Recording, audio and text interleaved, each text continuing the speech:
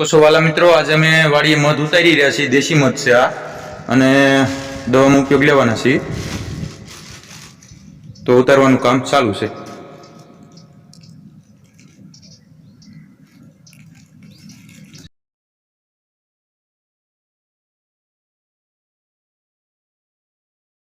દેશી મધ છે અને આ જબલાની અંદર અમે ભરી લીધું હતું, બરાબર. અને આ તપેલીની અંદર ગાળવાનું છે. આ પન્યું છે માથે બાંધવાનું, અને થોડુંક પલાળી દીધું એટલે મધ ચોંટે નહીં. હવે એમાં મધના પોળા મૂકી અને ગાળવાનું કામ ચાલુ છે. હું મૂકી દઈશ, જેટલું નાખું એટલું નાખી દે. આવી રીતે કપડાને ઝાલી અને વળ સડાવવાનો, બરાબર.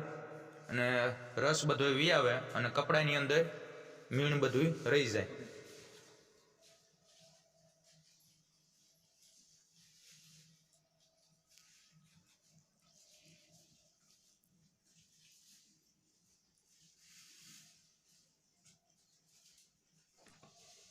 આવી રીતે આ મધ નીકળી રહ્યું છે અને 500 ગ્રામ જેટલું મધ થઈ ગયું છે, બરાબર.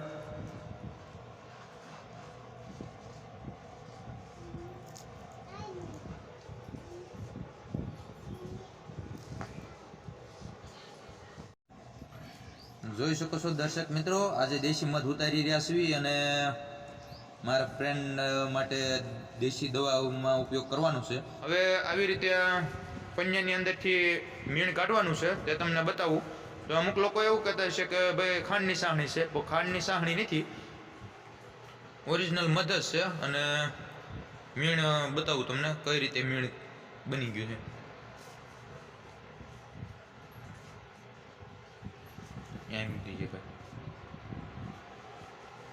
આ મીણ છે, બરાબર. પૂરું મધ નથી નીકળ્યું એટલે એનો કલર એવો છે.